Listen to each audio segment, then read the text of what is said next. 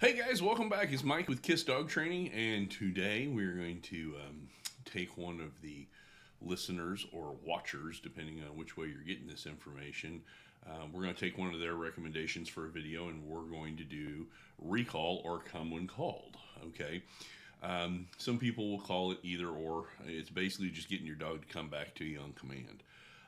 Now, this is going to be a two-part video, and the first one's going to be just the basics of recall or come when called. But the second one's going to be a sneaky little thing that I kind of stumbled on probably 5, 6 years into teaching dogs and doing dog training. That um, recall is kind of the apex command, and stick around for um, that second topic because it's really interesting. So let's just get down to brass tacks about what this is all about. Recall at its core is about the safety of your dog. Okay, we need to know that when we need the dog to come back to us when they're distracted, that they will. Okay, that's basically what come when called or recall when we're talking in dog training is getting the dog to come back to us. Now, there is an off leash aspect of recall that I want to talk about. One of my biggest pet peeves in the world are off leash dogs, especially in non off leash environments. So, you know, that individual who thinks that their dog is special and different than every other dog and they can be off leash and it will be fine.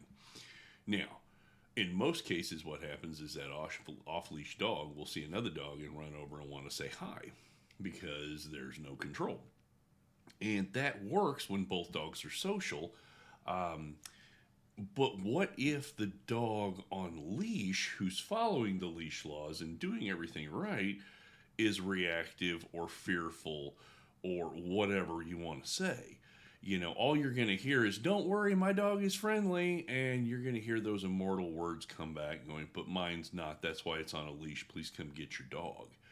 And that's a lot of times how dog fights start. And it's funny how the person with their supposed perfect dog off leash is then upset if there's a dog fight that they're held responsible for that dog fight. So, as we're doing that, just keep that in the back of your head, okay?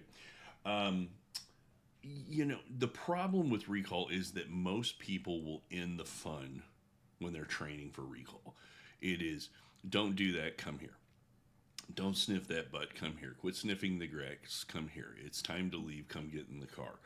It always ends the fun. So if I would give you any, you know, tip right off the bat is make the games to teach recall or come when called fun. Use lots of rewards. In fact, what I would tell you is there is no such thing as recall without a reward. I don't care if it's a kind word. I don't care if it's a pet, scratch behind the ears. I don't care if it's a liver treat or a piece of dog food. Um, I do think we have to kind of remember um, equal and equitable value. So if a dog is good at recall inside your house for a piece of kibble, and you take the dog out to a park, dog park, where it is off leash and you're allowed to have them off leash, highly distractive, the dog may look at that piece of kibble and go, it's not worth coming back to you. I'd rather go see my friends. So when you take things from, let's say, the house and then work in the backyard and then work to the front yard and then work to a walk and then work to maybe a city park on leash and eventually ending up at a dog park seeing if you can get your dog to come back to you on command, you have to, number one, start in the least distracting environment and build up to the most distracting. Don't start at the dog park. That would be silly. That's like asking somebody to do calculus before you understand what please excuse my dear Aunt Sally means. Um, Also, keep in mind that you may, at the beginning, when you make a switch to another level of distraction, have to use a higher value treat so that the dog will pay attention better. And then you can fade away the value of the reward back to kibble or to a kind word or whatever. Okay, so I'm kind of referring to my notes here because I wanted to make sure I kept everything straight. This one's a good one. Think about it. If we always train by accident and make recall not fun, the other golden rule of recall is don't ever call your dog to you to punish them. If they've done something wrong and you call them to you and you punish them, all you're doing is teaching them that it's not safe to be recalled, in the situation. Now, anybody who's followed my podcast knows I'm positive reinforcement. I'm not a punishment trainer to begin with. But for those of you who might be new to the channel or the podcast or the video or whatever you're getting this from, it would be silly to expect your dog to be great at recall and punish them every single time you come to them. Now, me on the other side, I'm just going to come right out and say it. I would rather teach the dog what I want, reward the snot out of it, than I would wait for a mistake and then try to punish it. But even if I am redirecting a dog away from something I don't want, I'm going to reward them for coming back to me so that they realize that's what I wanted and that's the most rewarding option, okay? Some of the other tricks you can use with recall: lower your body position. If your dog's being reluctant to come back to you, kneel down into a catcher's position or go down on one knee.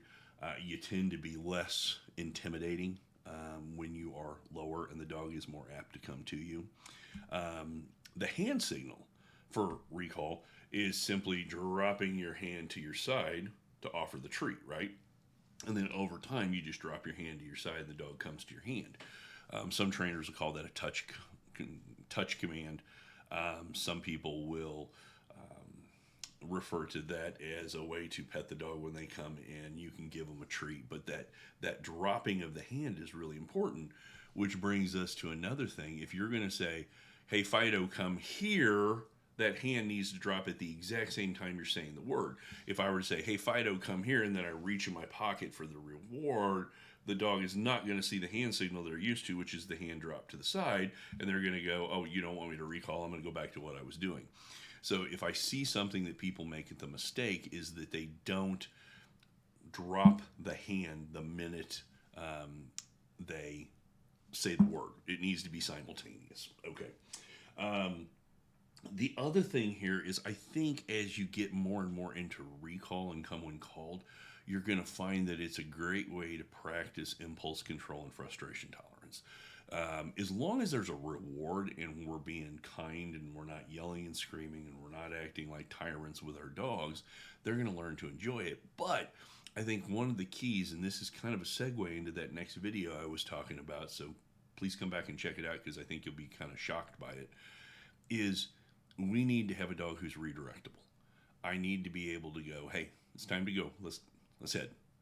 Here's a treat. Let's put the leash. Let's put the collar back on. We're at the dog park. Okay, it's time to go. I can make coming to me fun. But I can also work on, hey, don't look at that squirrel. Look at me. Don't pay attention to that. Pay attention to me. And recall is kind of the base foundation of another command that we're going to learn about in the next video. So hopefully these little tips and tricks on recall or come when called will help. I will point out that we do have a book called How to Get Your Dog to Come Without Being a Butthead. It's available on Amazon. It's available on our website. We'll throw a link up and throw a picture of the book up so that you kind of see it. Let's face it, all my books are pretty quick reads. I'm not a long-winded person. So, they're quick, they're easy, they're fast, they're furious, and they kind of get you the information that you need as quickly as possible. So hang around for that next video or that next section of the podcast, and we look forward to talking to you again. Mike with K.I.S.S Dog Training. Thanks a lot. Bye-bye.